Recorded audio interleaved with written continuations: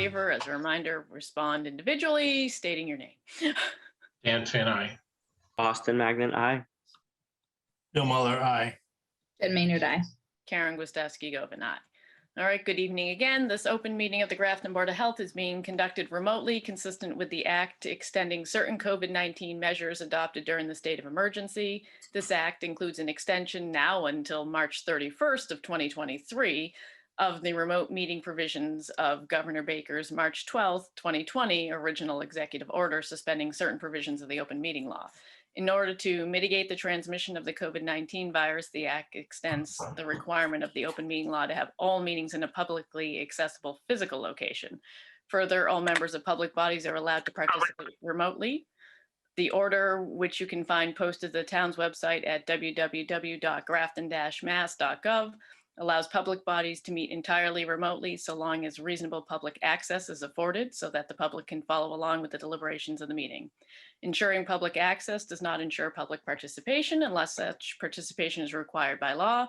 There are no public hearings scheduled for this evening's meeting. For this meeting, the Grafton Board of Health is convening by video conference via Zoom as posted on the town's website identifying how the public may join.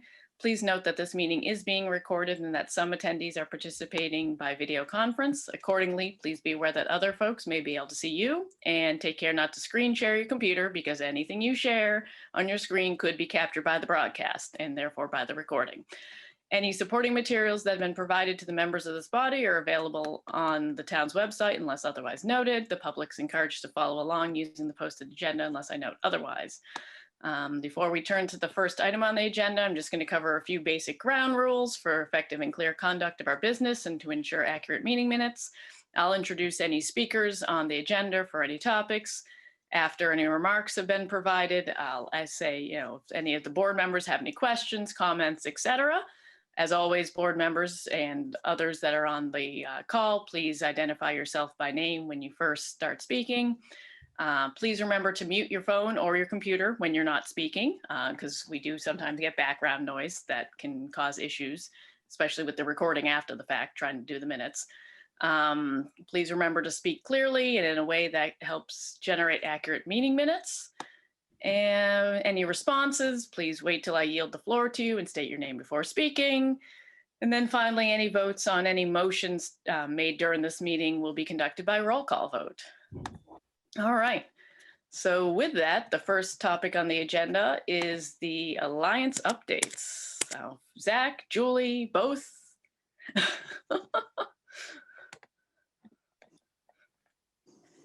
I just wanted to introduce myself, and then I'm sure Julie will have that majority, but I'm Zach Dyer. I'm the Acting Director of Public Health for the Division of Public Health in the Central Mass Regional Public Health Alliance. So I stepped in the day that Karen departed, and I will be here through a new director being hired, and then probably a couple months of overlap. I'm the former Deputy Director of Public Health, so I was with the region back in 2017. So some of you, and I'm happy to be back and to help out in this transition. I can say I was one of those people who was here a long time now when you were here, and I'm happy to have you back and glad to see that you stepped in. So. That's good.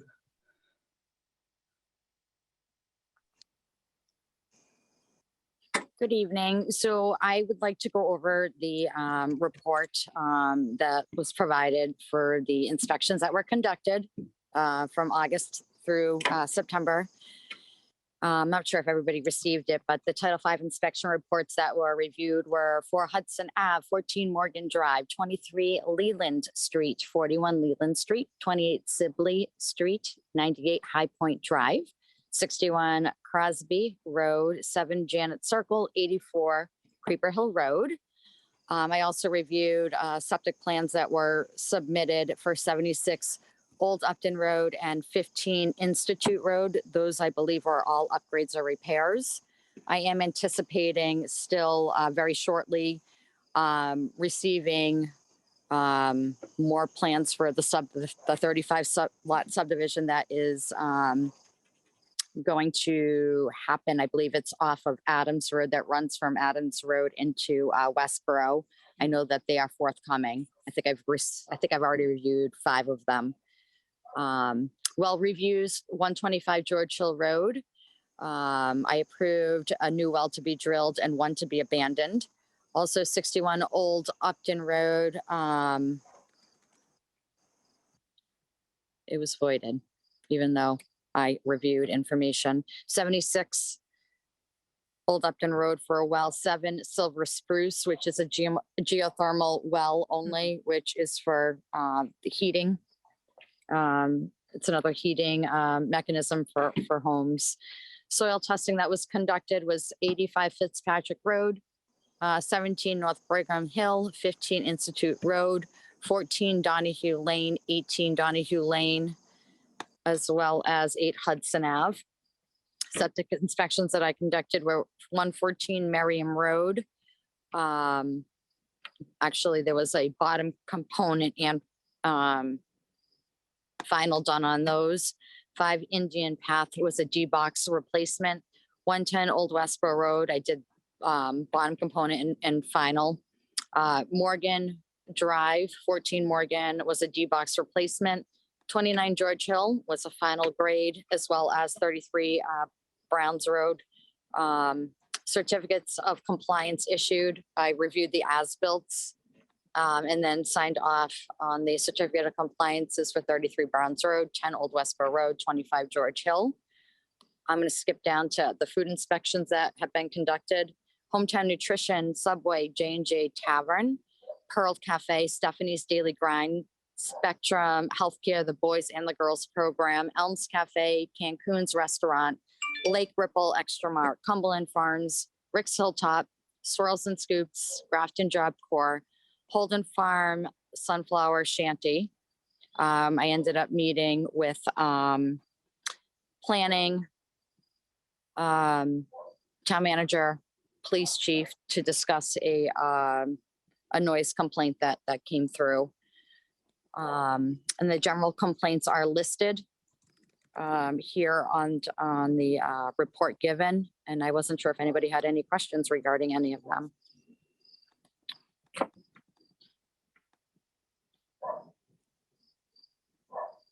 Dan?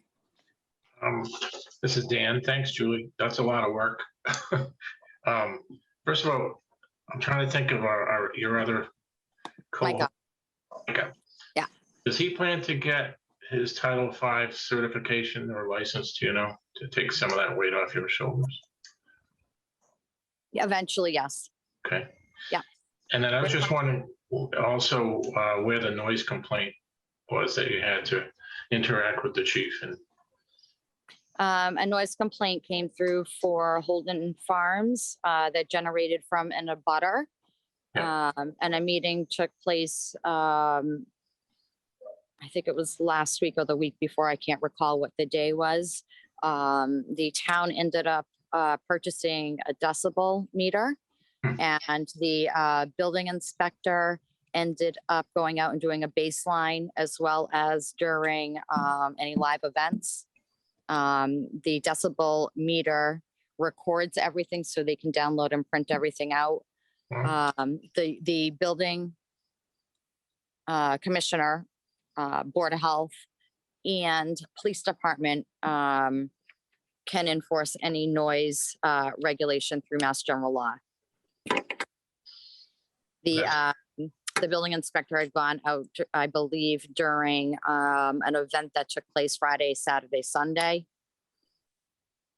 thanks. Yeah, that's a pretty good follow-up and a plan. Is there an evening timeline for noise to cease or stop? Do you know? It's 10 decibels over ambient, so whatever the noise level is, it's 10 decibels above. Yeah, but it doesn't matter if it's 10 o'clock or 11 o'clock at night, or is there? I believe that the licenses dictate, I'm not 100% sure, but entertainment licenses are dictated by, maybe the hours by Board of Selectmen in the town of Grafton. I'm not 100% sure, though. Thanks. Yeah.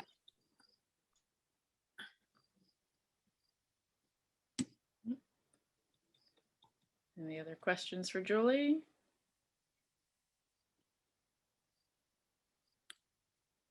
or Zach, obviously. Any other updates, Julie? I don't want to cut you off, obviously.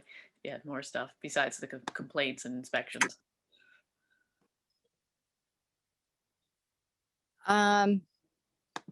Not at this time. I know Amelia, our public health nurse, was trying to get on, and she was having difficulty. I know that she had sent an email, I think just to Nancy right now. But I know that she wanted to take part in your Board of Health meeting tonight, just to discuss what she was working on. So maybe I could just put her on the next agenda. That's okay. Yeah. Okay. All right. Well, thank you. I appreciate it, both of you. Thank you for joining. All right. So COVID-19 cases, vaccines, and mitigation efforts. As of September 9th, Grafton was informed of a total of 3,802 confirmed positive COVID-19 cases since case tracking started back in early 2020. We've been seeing a slight trend down for like the last week, and then they've been kind of, we'll call it similar levels prior to that for multiple weeks, where it was like 18, 20, something like that cases. This past week that we had the reporting on was 12. But as we all know, at this point in time, chances are that there's plenty of people that are testing at home with home test kits and not reporting them anywhere. So of course that number is higher than 12 for the past week. How much higher, we don't know. So all that being said, we're still obviously in, COVID has not gone away, for lack of a better term. COVID has not gone away. So the board is continuing to strongly recommend people be vaccinated, get boosters. Now there's the new bivalent booster. If you're eligible, get the bivalent booster that's come out once it's out in different areas. I know it's starting to flow into different CVS's and Walgreens and other clinics, et cetera. And then continue to use precautions. There are still plenty of people in the population who are immunocompromised, have serious medical health conditions. They're elderly, they're still at that high risk level. That has also not gone away, that those populations are still at that higher risk. So take the appropriate precautions for you and your family members and friends that you come in contact with. And I'll say, given with the latest boosters, kind of like we've been doing, as more vaccines came out in different populations, got authorizations with different age ranges, I would point besides going to our page with any information, also the CDC's page, Mass DPH's page regarding the vaccines, because it depends on your age and the time frame. Did you get Moderna? Did you get J&J? Did you get Pfizer, et cetera? So it's easiest to refer to that. And I know that the sites have tools to help people say, okay, it's been X number of months, I can now get Y booster, for example. So I was pleased to see those bivalent boosters come out and are rolling out to the population. I guess board members, any questions, concerns? Julie or Zach, anything else to add?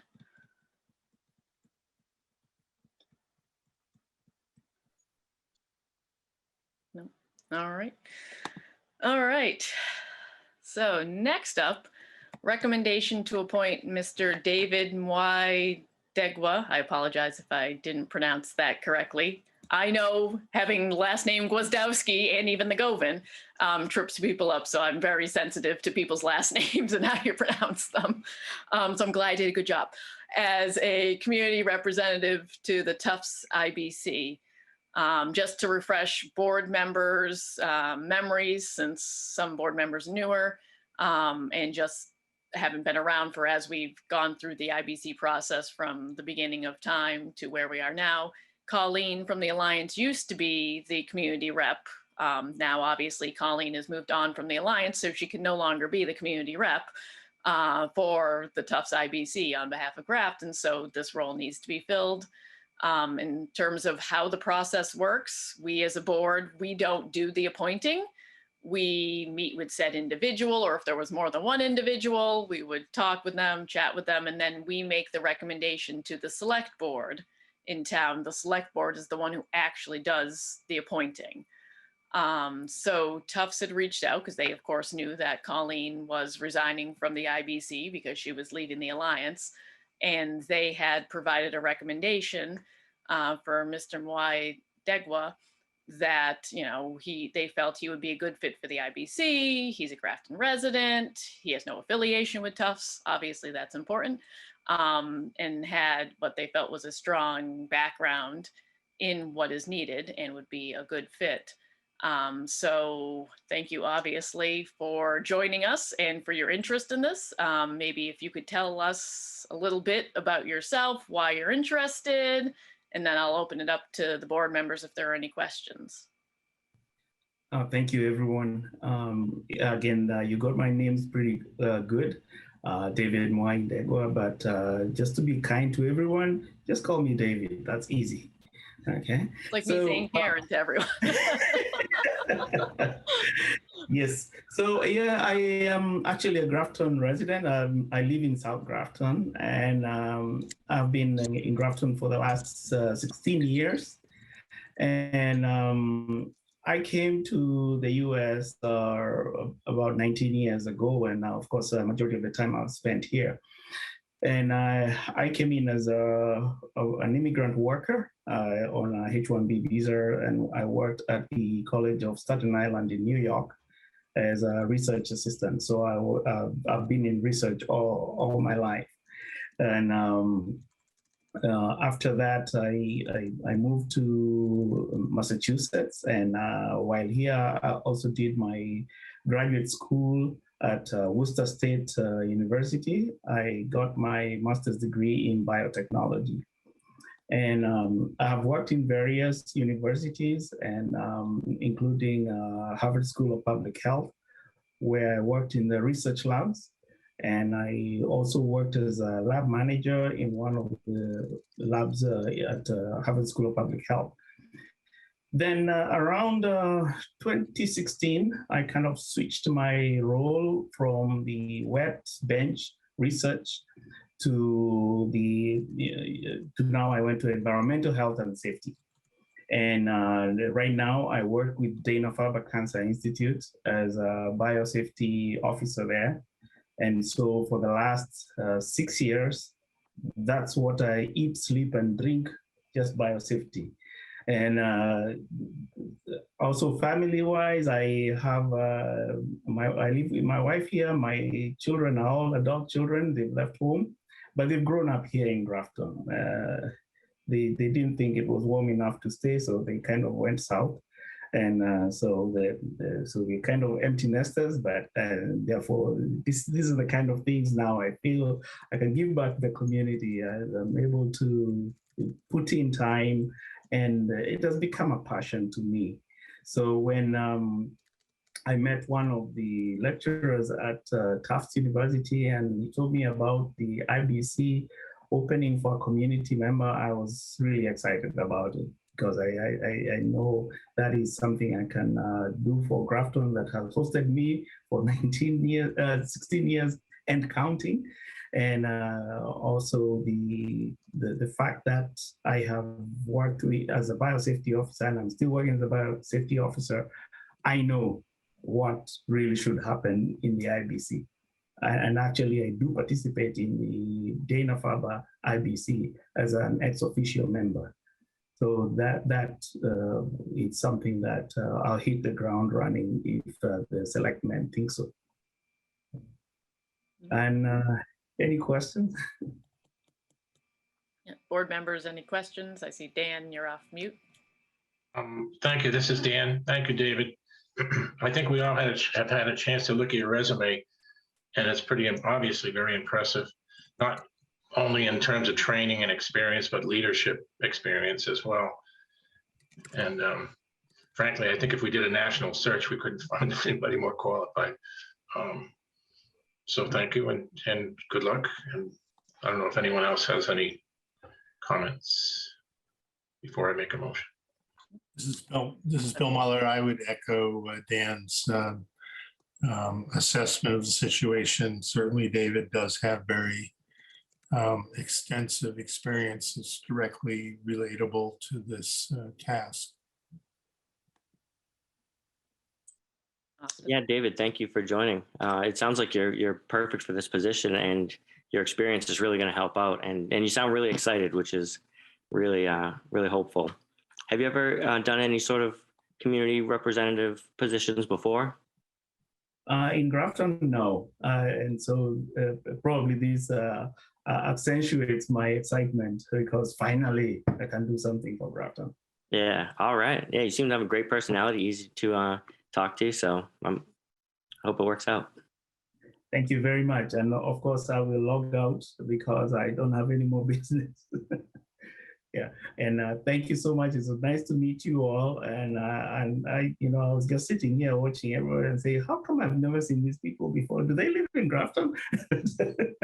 But that is, it's a pleasure meeting you all, and I hope to bump into you guys in future.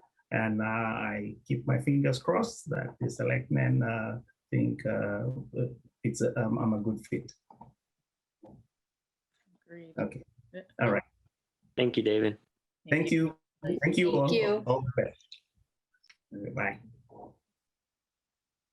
Dan, I think you were off mute first.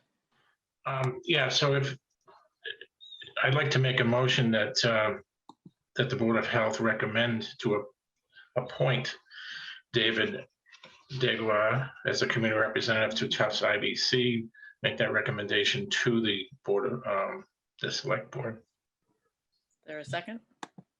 I will second that nomination to appoint David as community rep. All right, then we'll do roll call vote. Dan Finn, Dan Finn, aye. Austin Magnan, Austin Magnan, aye.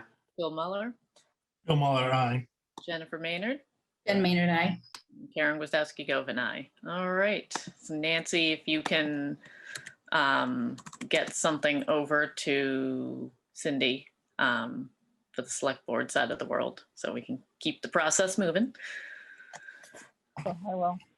Thank you. All right, similar topic, very similar.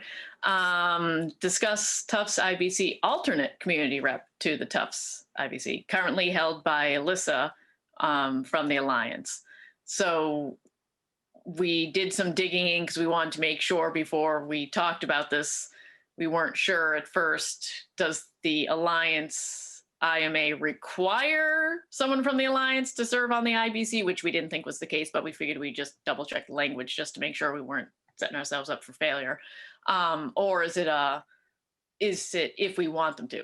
So we confirmed that the IMA says that someone from the Alliance will serve on, say, the Tufts IBC, for example, but it's not if we, the board, want them to, but not required. It's not like they must be a community rep or an alternate rep. It's just how it's panned out as time has gone on and shifted, who's reps, who's alternates.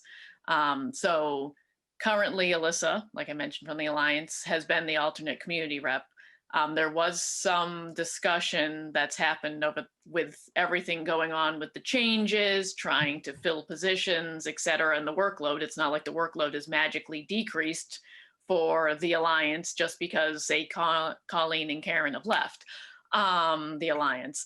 So there was some concern as to whether Alyssa would be able to continue serving from a time perspective with being the alternate community rep.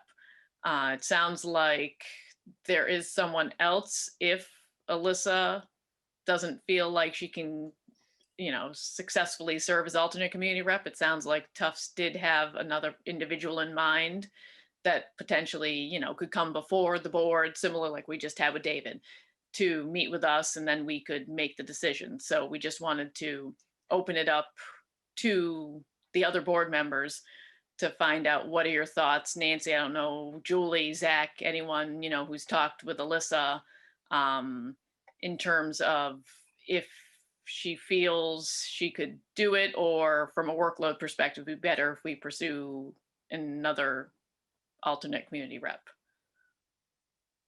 Karen, I did send an email out where she stated she would stay on. I saw that email. Totally up. Yeah, I was just going to say she's happy to stay on, but is also will do whatever you all recommend, because since it is the community rep, she's not from Grafton. So if you wanted another Grafton person to be the alternate, then that's fine. But she will gladly stay on as the alternative as well. All right. Board members, any thoughts one way or the other? Do we have any other people who are interested in the position? There was one individual that Tufts had provided similar information like with David, where they provided recommendation that if Alyssa wasn't able to do it, or we decided to pursue not having Alyssa, being, mindful if she couldn't, with the workload and stuff, that they had someone that they potentially would recommend, it sounded like. Dan, I think I see you off mute. Yeah. Yeah, I don't think we should bump Alyssa out necessarily. I have a feeling she might welcome some time off, because I think, the Alliance is still very busy and a little short-staffed. But I think at this point, and it was actually Phil Hines, who's the compliance director at Tufts, who recommended a fellow by the name of Harvey Kimsey, PhD, and who is from town and unaffiliated with Tufts. So he seems like a great candidate as well, but it sounds like they were also under a little bit of a time crunch to fill their slots.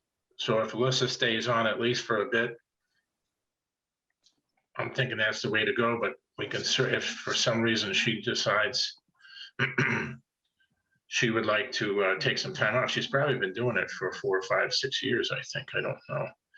That at least we have an alternative here. But in my opinion, we should probably wait another month or two just to see how Alyssa feels about that, the alternative.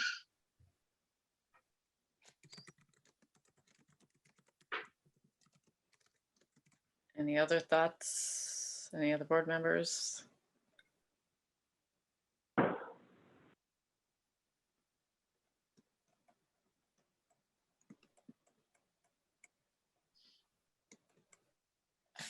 If not, we wouldn't need any type of motion or anything. We're not doing the recommendation. It was just to discuss, do we keep on status quo with Alyssa? It's not like she's up for some renewal or something and we need to make a appointment recommendation, or do we proceed? Because then if we were going to proceed with the alternative, then we would need to get it set up that we would then have Harvey come in before us with meeting coming up, etc. So if the board is fine with keeping on, at least for now, with Alyssa, then that's how we proceed and see how it goes. Is there some sort of annual, drop dead date that she does get renewed, or is it just kind of a position that she keeps until she decides she doesn't want it? To my knowledge, I don't think there's any type of annual. As far as I know, there was not. Yeah.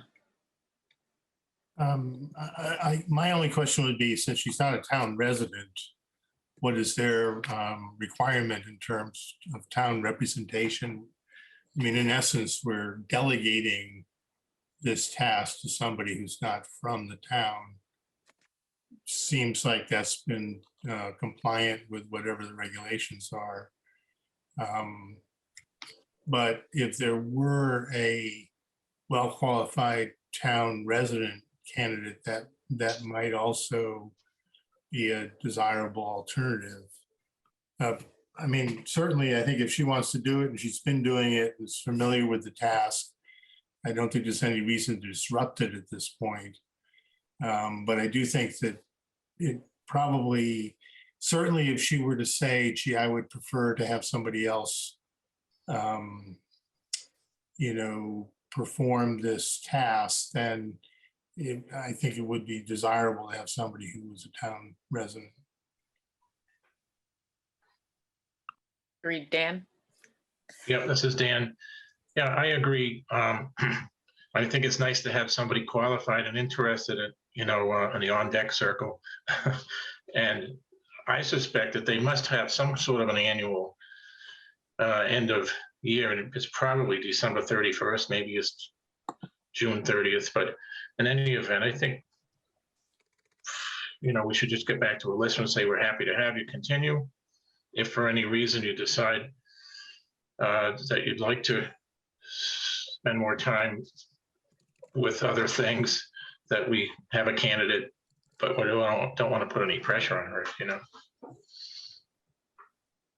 And then over the next month or 2 or 3, she might decide, or not. Maybe she loves it.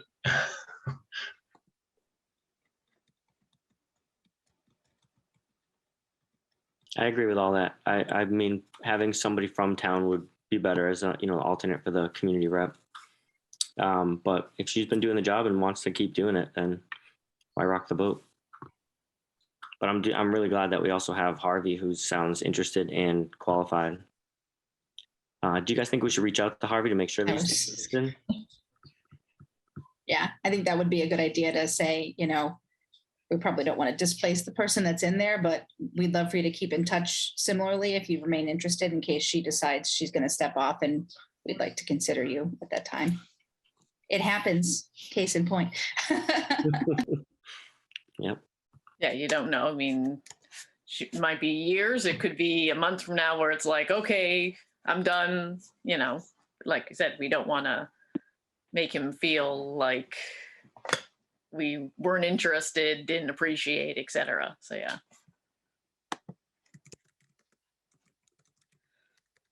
All right. Thank you, everyone. All right, next topic, bylaw study committee. All the board members I know should have received an email that Nancy had forwarded that a bylaw study committee has been put together in town. And it's to review the current general bylaws, which of course span way more than Board of Health related matters. Probably touches every other committee and board in some way, shape, or form, let alone some that aren't even part of that. And so they're working on reviewing all of the general bylaws, and of course, some of the parts of the general bylaws, the Tufts IBC and its associated biomedical research regulation is perfect case right there. That's under the world of the general bylaws. So they've reached out, this committee has reached out to the respective other committees and boards in town who know the regulations much more closely than a group of people who've been put together across different departments for this bylaw committee, to have the various boards and committees review the respective portions of the bylaws that fall under their realm. So for us, the biomedical research, and there's some other smaller ones that Nancy had kind of started to list out within the email that she sent out, to see if there's anything that we would suggest for changes. Is there something that's ancient that no one has ever updated that should be updated? Is there something that we want to change, not because it's old and been around since the beginning of time from the bylaws, but something that as time has gone on, we've discovered, hey, it would be really good if we tweaked something. So changes like that. So I think comments or response, I should say, to said bylaw study committee is due by mid-October. So not saying we have to tonight, obviously, I'm not asking everyone to provide their feedback tonight on it, but we do need to review the parts that, like Nancy had called out, to look at it so we can then formulate a response to get back the bylaw study committee that then they'll take under review. I mean, it's a lengthy process, but this is the first step in the puzzle that we're involved in. So I just wanted to put that on everyone's radar outside of just the email that had come through. So with that, obviously, pretty much the ask of the board members is to go through the parts, and Nancy, you also, to go through the different parts of the bylaws that were called out to see if there's anything that catches your eye in terms of like, hey, do we even do this anymore? is this something that was done, put in there from the beginning of time, and now we're like, that hasn't happened, there's not funding for it anymore, whatever the case may be. Or we know that something is different. Probably not going to be a ton of changes in our world, because considering, for example, the biomedical regulations, those aren't that old. And I don't foresee there being anything major to call out on that. That's without reviewing them yet. So I can send out and ask for like a specific time frame for everyone to get back with anything you might see. So then we can put together some type of response before we get to the deadline. And then if there's anything major that's seen that we need to have a meeting to like actually discuss, because as we all know, we can't discuss offline as a board and do it within compliance with the open meeting law. So we would have to have another meeting sometime far enough in advance to discuss if we did happen to find anything where it would need some type of discussion or debate as to what we do. But I'm not really thinking that'll be the case, but just wanted to mention it, obviously, as a potential.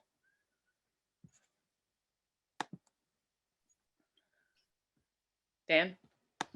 I had a chance this morning to look through some of the bylaws, and frankly, I didn't see anything that was substantive, is that the right word, to change, but yeah, I don't think we're going to be able to get together. Our next meeting is the 24th, which is after their deadline for a response, but I think that'd be good if you send something out that anything comes up that we're concerned about as individuals, we could get back to you and CC Nancy or vice versa. And then if it seems substantial, we could try to have a meeting, but again, except for a couple of things that like have no funding anymore and may not, that I'd like to look back at to see if they're even appropriate to have in there, and maybe just recommend to delete them. But I think at this point, the best thing would be for you to shoot out if you don't mind, in your spare time, a request for any input. Bill? I'm still catching up on emails because I've been out of town the last couple of weeks, but what is the expectation in terms of minutes of these meetings? I know the meetings are recorded, but most other committees I've been on, there's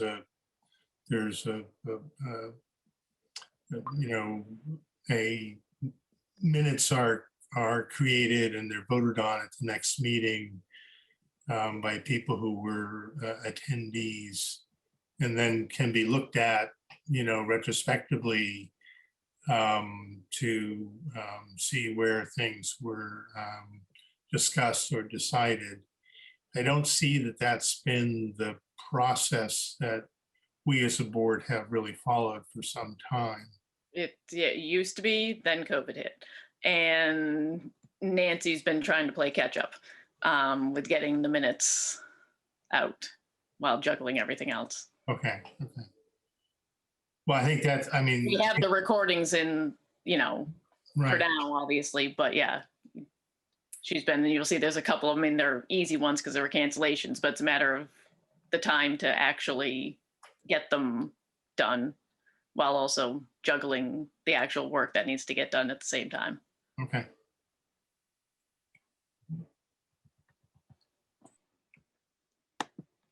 All right.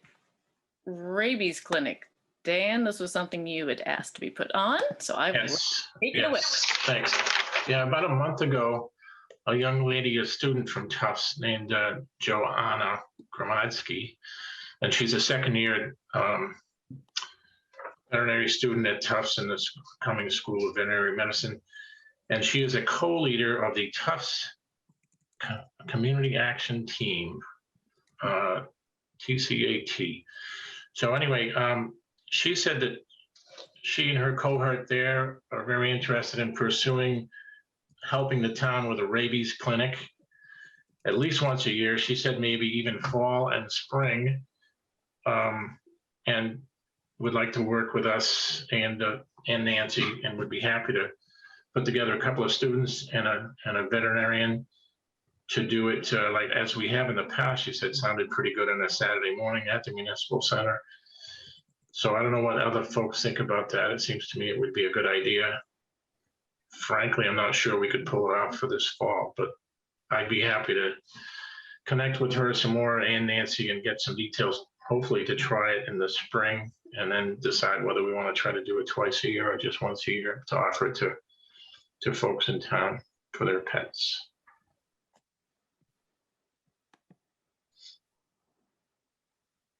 Other board members' thoughts? Who would pay for that? I don't think there'd be any charge. I think it's going to be, from what I understood, part of what they would do for the town and try to give back to the community that they not only reside in, but also that Tufts is in. And I'll check on that to make sure. I think it would be a free clinic, and it's also something that, as I mentioned to her, would be nice on resumes for these students that are becoming doctors and to get involved in the community. Yeah. Yeah, for reference, for those who weren't on the board, because of course we didn't have rabies clinics during COVID, and then, oh my gosh, what was his name? I can't believe I forgot his name. Dr. Rogers? Dr. Rogers, I'm like, Yeah. mental block. Dr. Rogers used to be the one with a couple of his staff. We would have it in April, usually, depending on the timing and stuff for availability, where we would have it in the municipal center on a Saturday morning. Cats, dogs, ferrets were welcome. And there was different time frames and stuff to try to minimize the overlap between the cats and the dogs. And sometimes that doesn't always work out well together. And a board member, at least one board member would be there to help. And usually it would also be that town clerk would be available and open, or someone would be there from the town clerk's office for that same chunk of time. So if people needed to do dog licenses or anything like that, they could kind of do like one-stop shopping from a rabies vaccine and also dog license perspective. But then when Dr. Rogers left, there was no one around that was interested in doing one, and then COVID hit, and it just, There was a young lady who was a young veterinarian from North Grafton that did it for a year, maybe two, and then she moved away. But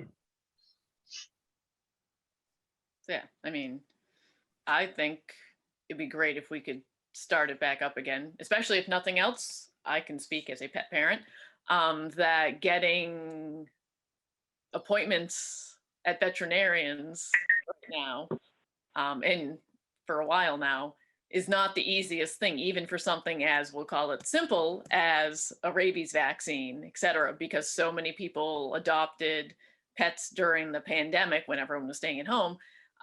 It's not like the veterinarian staff magically increased when the pandemic hit and all these people adopted pets. So there's still definitely trouble getting into many of the veterinarians with like what one would say is like, oh, time I want to go or something, whereas before it wasn't as bad. So if someone is due, because rabies vaccines typically, if memory serves me correct, if they're 1 year, but then if you get the next one before that 1 year is up, it's good for 3 years. So if you keep on that cycle, you don't have to get them every year. So you could have a situation, and I know we're not talking about doing them by any stretch monthly or anything like that, but you could hit some people who are struggling to get in to their own vet to get a rabies vaccine booster for their pet. And if our clinic with Tufts times out for them, they could always bring their animal, say on the Saturday, and be able to keep that 3-year cycle. Obviously, like I said, it's not going to be everyone, because it's not like you're having it monthly or anything like that, but you could have instances where you might see some more people than we did see in the past, just because of getting into your veterinarian's not that easy. Yeah. And then Dan, just to Austin's point, I think there are a lot of folks out there that are on fixed incomes as well, and perhaps have pets that are out. There's a lot of wildlife in these parts.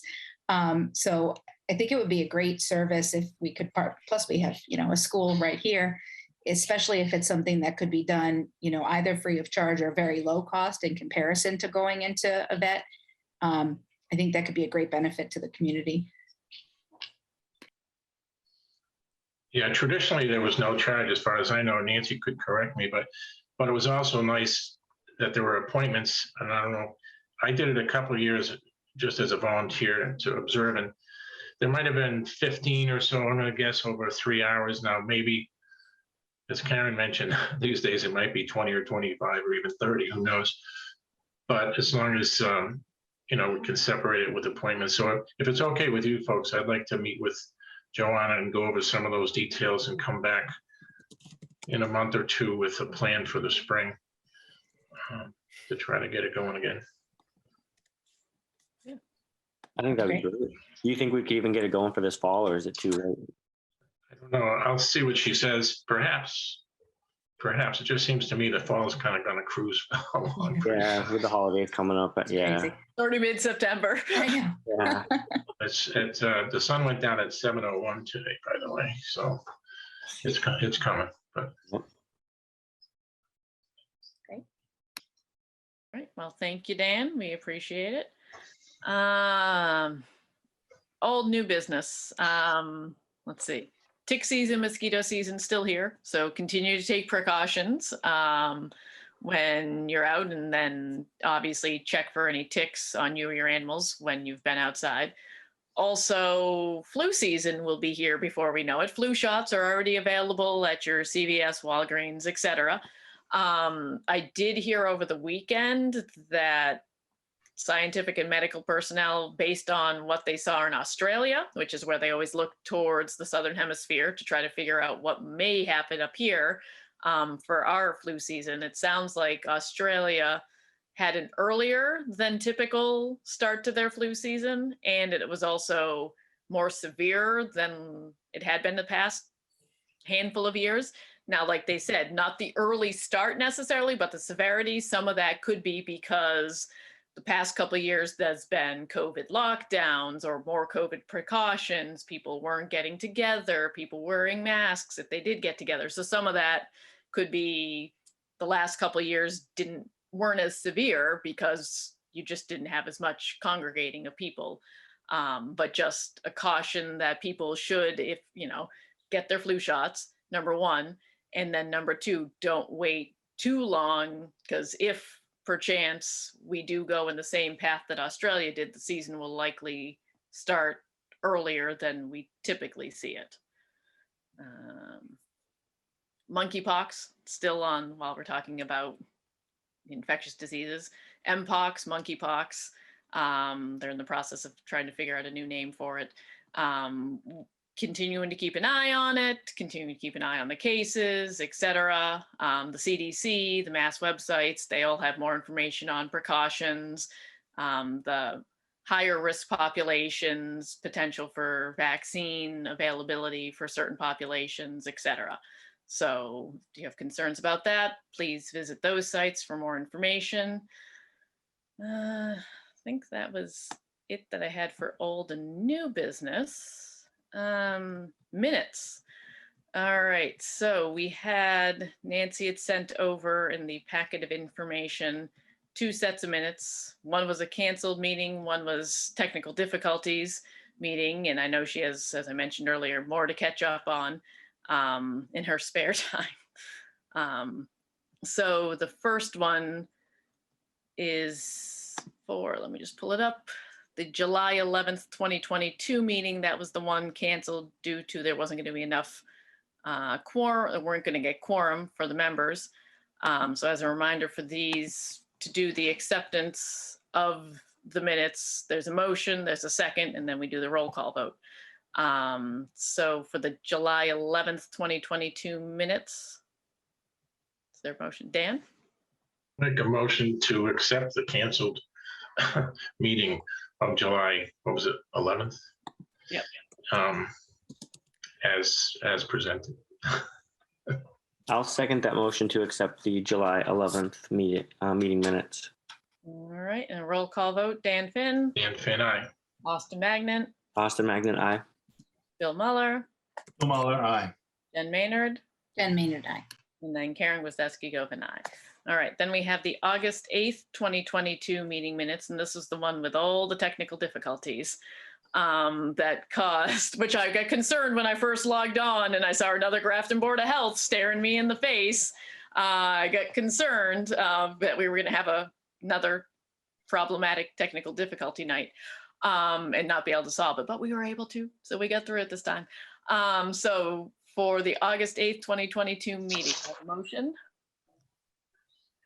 I'll make a motion to accept the August 8th, 2022 meeting minutes. Second? Anyone? This is Dan I Finn. I Okay, second it. Bill's This is Bill got it. Muller, I second it. All right, roll call vote. Dan Finn, Dan Finn, aye. Austin Magnet, Aye. Bill Muller, Bill Muller, aye. Jen Maynard, Jen Maynard, aye. Karen Gwiazdowski Govin, aye. I didn't see any mailer correspondence in the packet to read. So upcoming meetings, we have October 24th, November 14th, and December 12th. All right. With that, I think that was all we had on the agenda, it looks like.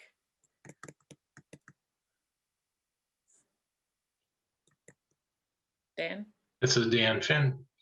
First, I just wanted to say, nice to meet you, Zach, and hang in there with it. And then I'd also like to make a motion to adjourn this meeting. I will second that motion to adjourn the meeting. All right, roll call vote. Dan Finn, aye. Austin Magnet, aye. Bill Bill Muller, Muller, aye. Jen Maynard, aye. Karen Gwiazdowski Govin, aye.